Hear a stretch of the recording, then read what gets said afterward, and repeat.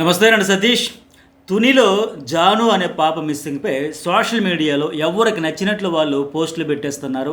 పాప తండ్రిని అరెస్ట్ చేశారని, క్షుద్ర పూజలు జరిగాయని, నక్కలు దాడి చేశాయంటూ చాలా ఫేక్ వార్తలు, వీడియోలు సర్క్యులేట్ అయితే అవుతున్నాయి.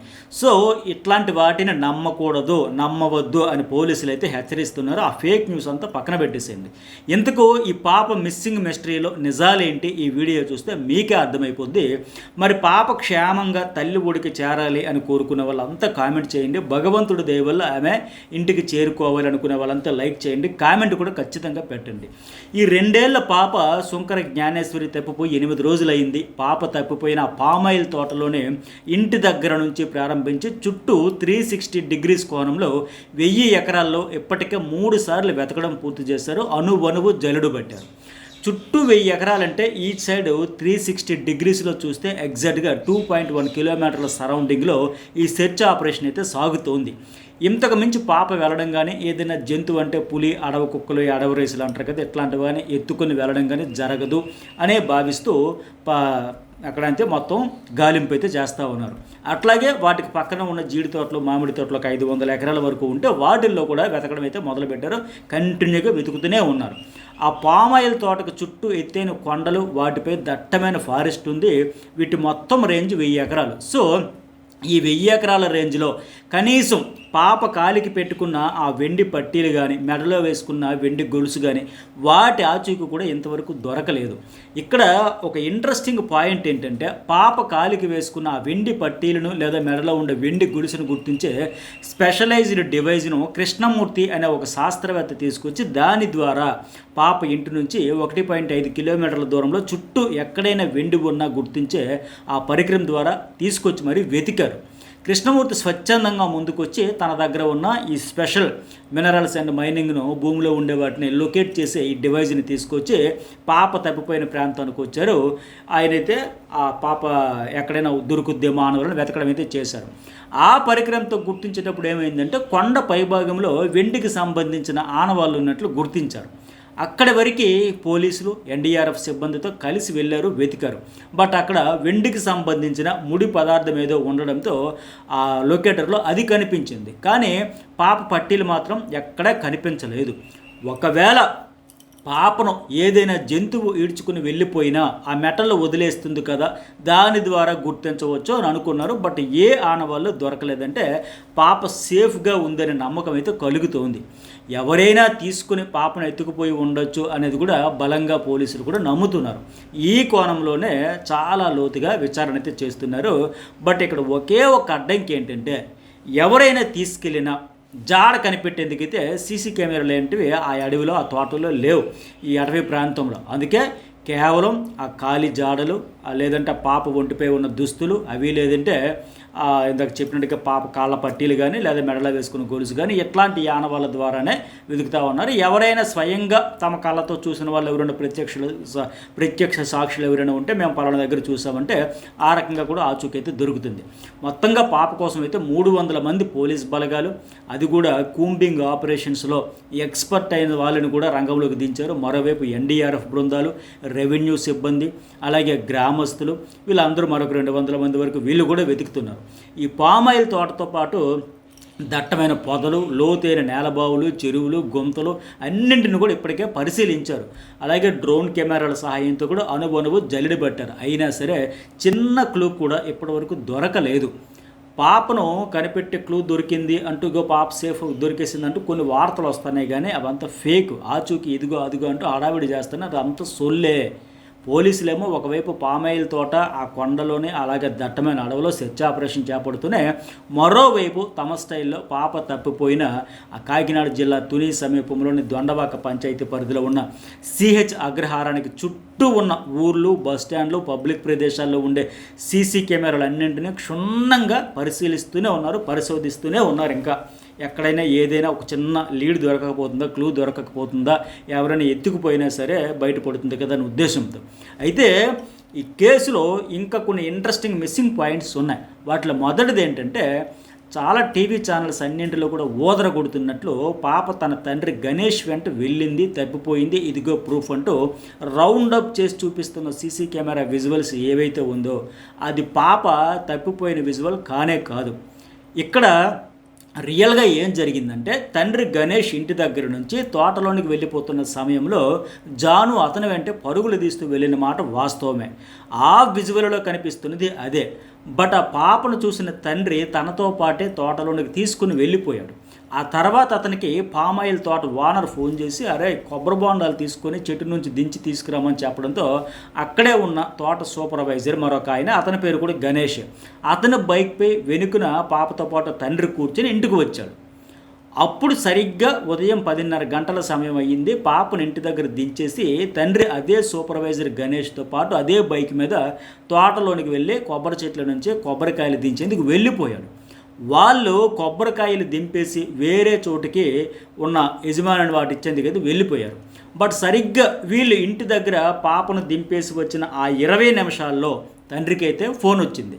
పాప నీతో ఉందా, ఇంటి దగ్గర కనిపించడం లేదు అంటూ అతని భార్య భావాన్ని ఫోన్లో ఆ గణేష్ని అయితే భర్త గణేష్ని అయితే అడిగింది.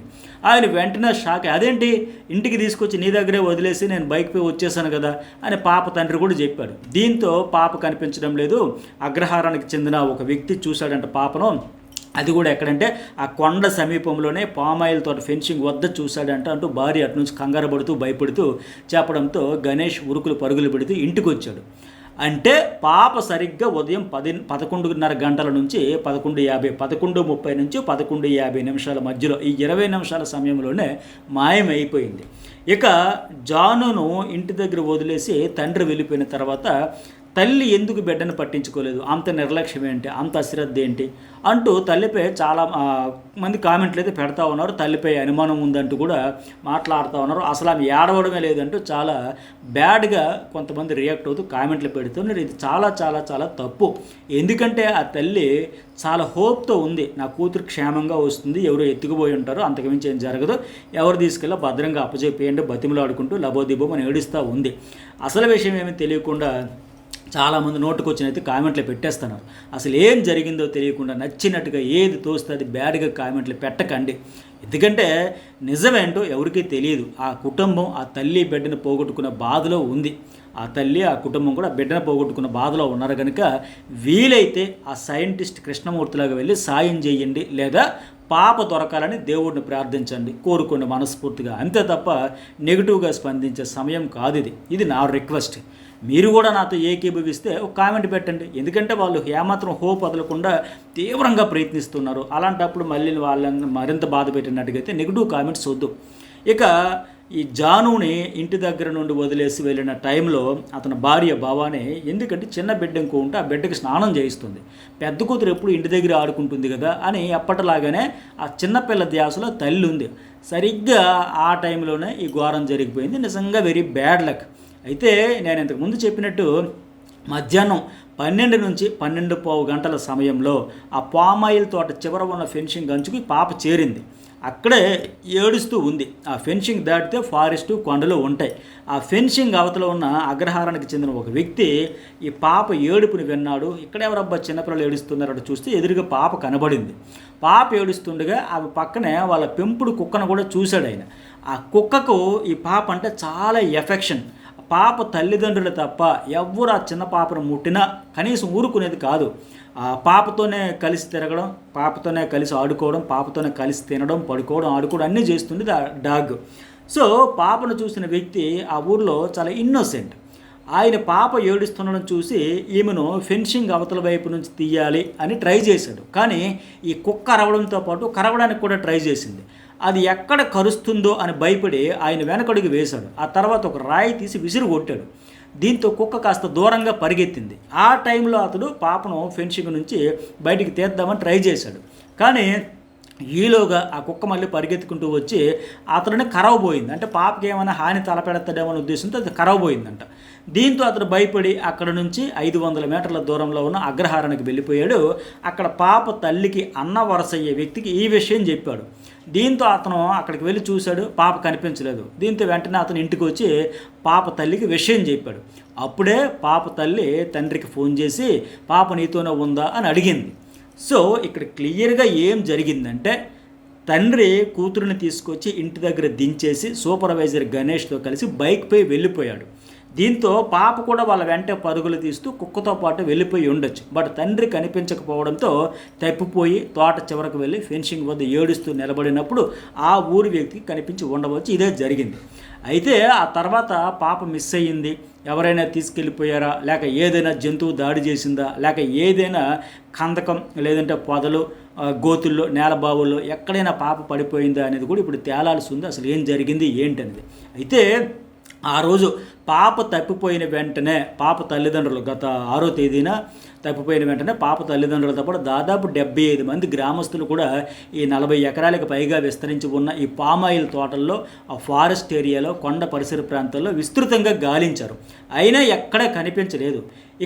ఇక మరో షాకింగ్ విషయం ఏంటంటే పాపే కాదు, ఆమెతో పాటు ఉన్న కుక్క ఆచు కూడా ఎవరికి దొరకలేదు. అప్పుడు రాత్రి 7 గంటల సమయంలో పాప కనిపించడం లేదనే విషయం తెలిసి పోలీసులు రంగంలోకి దిగారు. ఇక పోలీసులు, ఫారెస్ట్ అధికారులు, అలాగే ఎన్డీఆర్ఎఫ్ సిబ్బంది వీళ్ళందరూ కూడా పాప మిస్ అయిన ప్లేస్ నుంచి ఆరంభించి అణువణువున ఆ రోజు రాత్రి అంతా వెతుకుతూనే ఉన్నారు. ఇప్పటికీ వెతుకుతూనే ఉన్నారు, కానీ ఎలాంటి ఫలితం లేదు. అప్పటి నుంచి ఇప్పటి వరకు 8 రోజులుగా ఈ సెర్చింగ్ ఆపరేషన్ అయితే కొనసాగుతూనే ఉంది. అయితే ఇక్కడ ఒక బాధాకరమైన విషయం ఏంటంటే పాప తప్పిపోయిన రోజు మధ్యాహ్నం 3 నుంచి 5 గంటల సమయంలో గాలి ఉధృతంగా వీసింది, అట్లాగే భారీగా వర్షం పడింది. ఈ నేపథ్యంలో కొండపై నుంచి మట్టి పేలలు రాళ్ళు దొర్లుకుంటూ కింద పడ్డాయి.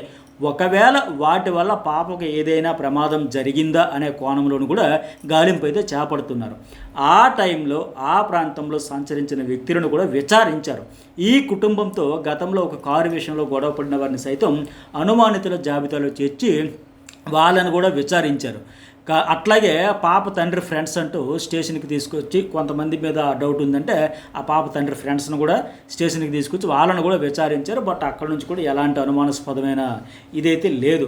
సో ఇక అసలు ట్విస్ట్ ఏంటంటే జానుతో పాటు 6వ తేదీన మాయమైన వాళ్ళ పెంపుడు కుక్క మాత్రం సరిగ్గా 3 రోజుల తర్వాత మంగళవారం అంటే 9వ తేదీన మళ్ళీ ఎక్కడి నుంచో ఊడిపడింది, సడన్గా వచ్చింది, పరుగుని ఇంటికి చేరింది. వచ్చి రాగానే ఆ పాప తల్లిని కరిచేసింది. ఆమె వేసుకున్న చున్నీని నోటితో లాగుతూ ఏదో చెప్పాలని ట్రై చేసింది. ఆ తర్వాత కొండ ప్రాంతం వైపు పరుగులు తీసింది. దీంతో దాన్ని పట్టుకోవడం వాళ్ళ కష్టమైంది. ఆ డాగ్ను పట్టుకున్నాక అది ఏం చెప్పాలనుకుంటుందో తెలుసుకునేందుకు ఎంత ప్రయత్నించినా ఫలితం లేకపోయింది. బట్ పాపకు ఏం జరిగిందనేది ఆ మూగజీవికి ఖచ్చితంగా తెలుసు. కుక్క వచ్చినప్పుడు దాని నోటికి రక్తం మరకలు అంటి ఉన్నాయంటూ కొందరు స్థానికులు చెబుతున్నారు. అయితే విచిత్రంగా ప్రవర్తిస్తూ ఇంటికి వచ్చిన కుక్క అక్కడ ఉన్న జనాన్ని చూసి బెదిరిపోయి మళ్ళీ పామాయిల్ తోటలోకి పారిపోయింది. దానికోసం వెతగ్గా ఎక్కడా జాడ కనిపించలేదు. కానీ మళ్ళీ మరుసటి రోజు అంటే బుధవారం అకస్మాత్తుగా ఎక్కడి నుంచో మళ్ళీ ఆ కుక్క ఇంటికి వచ్చేసింది. ఇక కుక్క ద్వారానే పాప ఆచూకీ పట్టుకోగలమని భావించిన పోలీసులు దాని మెడకు ఈ జీపీఎస్ ట్రాకర్ అమర్చి దాని కదలికలను అయితే గమనిస్తూ వెళ్ళారు. బట్ అది అడవిలో ఎక్కడెక్కడో తిరిగి ఇంటికి వచ్చేసింది. అది వెళ్ళిన మార్గంలో వెళ్ళి వెతికిన పాప ఆచూకీ మాత్రం కనిపించలేదు. ఆ కుక్క ప్రవర్తనలో స్పష్టమైన మార్పులు కనిపిస్తున్నాయని, జనాలను చూసి భయపడడం, అసహజంగా వ్యవహరించడం లాంటి అనేక మార్పులు వచ్చాయని ఆ డాగ్ క్యాచర్స్ బృందం అయితే చెబుతోంది. ఎందుకోగాని ఆ కుక్క ప్రశాంతంగా లేదని, చాలా అగ్రెసివ్ బిహేవియర్తో భయంతో ఉందని ఈ డాగ్ క్యాచర్స్ అయితే చెప్పారు. ఫైనల్గా తుని మున్సిపల్ కమిషనర్ వెంకట్రావు ఆధ్వర్యంలో శానిటరీ ఇన్స్పెక్టర్ సలీం పర్యవేక్షణలో ఆ కుక్కను తిరిగి పట్టుకునేందుకు చాలా కష్టపడాల్సి వచ్చింది. దానిని ఫైనల్లీ ఆ స్థానికంగా ఉంటున్న కొంతమంది యూపీ కుర్రాల సహాయంతో ఫైనల్లీ దాన్ని అయితే పట్టుకొని బోనులో పెట్టయితే ఉంచారు. తర్వాత ఏంటంటే అది కొద్దిగా శాంతపడినాక దాన్ని కొన్ని ఇంజక్షన్లు అవి చేసి కొద్దిగా కూల్ అయినాక జీపీఎస్ ట్రాకర్ పెట్టి పంపించిన ఎలాంటి ఆచూకీ దొరకకపోవడంతో ఇప్పుడు ఫారెస్ట్లో పులులను ట్రేస్ చేసేందుకు పెట్టే ట్రాకింగ్ లైవ్ కెమెరాను ఆ కుక్కకు కట్టి వదిలితే ఏదైనా ఉపయోగం ఉంటుందేమోనని పోలీసులు అయితే భావిస్తున్నారు. అయితే తుని సిఐ చెన్నకేశవరావు చెప్పిన వివరాల ప్రకారం ఏంటంటే ఫారెస్ట్లో ఏదైనా వైల్డ్ యానిమల్ అటాక్ చేసి ఉండొచ్చని పోలీసులు అనుమానిస్తున్నారు. ఎందుకంటే అక్కడ అడవి రేసులు, అడవి పందులు, ఈ అడవి కుక్కలు గుంపులుగా వస్తుంటాయంట. సో ఈ పెంపుడు కుక్క తలపైన గాయం ఉంది, ఆ రక్తమే కుక్క నోటికి అంటుకుని ఉండవచ్చు, వాటిని చూసి ఈ కుక్క బెదిరి దూరంగా వెళ్ళిపోయి ఉండవచ్చనే కోణంలో కూడా సెర్చ్ అయితే చేస్తున్నారు. ఇక జాహ్నవి ఆచూకీ తెలిపిన వారికి లేదా ఖచ్చితమైన సమాచారం అందించిన వారికి పోలీసులు అయితే ₹1,00,000 నగదు బహుమతి కూడా ప్రకటించారు. సమాచారం ఇచ్చిన వారి వివరాలను కూడా పూర్తిగా గోప్యంగా ఉంచుతామన్నారు. అయితే ఆ చిన్నారి క్షేమంగా ఇంటికి చేరుకోవాలని ఈ విషయం తెలిసిన ప్రతి ఒక్కరూ కోరుకుంటున్నారు. నేను అనుకుంటున్నా ఈ వీడియో చేసిన ప్రతి ఒక్కరు కూడా అట్లాగే కోరుకుంటున్నారని ఖచ్చితంగా కామెంట్ చేయండి. మీ అందరి బ్లెస్సింగ్స్ వల్ల దేవుడి దయ వల్ల ఆ అమ్మ క్షేమంగా చేరుకోవాలని కోరుకోండి. కోరుకునే వాళ్ళంతా కామెంట్ కూడా చేయండి మీరు ఆమె క్షేమాన్ని కోరుతూ. అయితే ఈ వీడియో ఎక్కువ మందికి రీచ్ అవ్వాలని సరే ఖచ్చితంగా ఒక లైక్ కొట్టడం అయితే మర్చిపోకండి. ఇలాంటి మరిన్ని వీడియోస్ కోసం మన చుట్టూ జరిగే అనేక అంశాల గురించి కూడా రెగ్యులర్గా నా అనాలిసిస్ ఉంటుంది. News bowl and journalist Satish channels అయితే సబ్స్క్రైబ్ చేసుకోవడం మర్చిపోకండి. లైక్, షేర్, కామెంట్ అయితే చేయండి.